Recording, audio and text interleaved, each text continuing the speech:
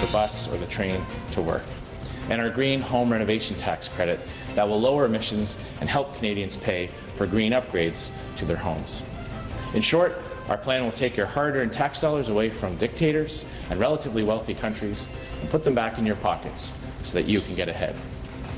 There is still an important place for foreign aid, and in fact we will redirect $700 million in aid to countries with grave humanitarian or refugee challenges, such as much of sub-Saharan Africa, which will receive even more aid than they do now.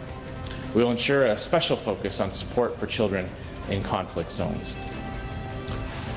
Under my plan, we will work with leading Canadian aid organizations, including volunteer focus groups who provide much-needed assistance to developing countries.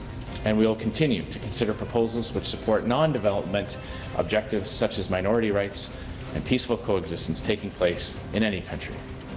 This is the kind of global leadership that the world needs more of. One area where we will look to build a new international consensus will be on protecting children in conflict zones. Second, we will reinvigorate allegiances with countries and allies that share Canadian values.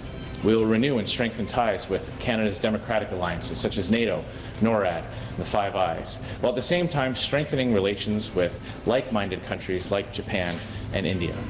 We'll take a leadership role in building a stronger CANZUK alliance between Canada, Australia, New Zealand, and the UK.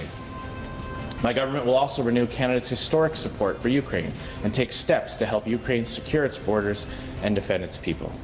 This will include expanding on current missions to support Ukraine and providing Ukraine's military with the equipment they need to defend their borders.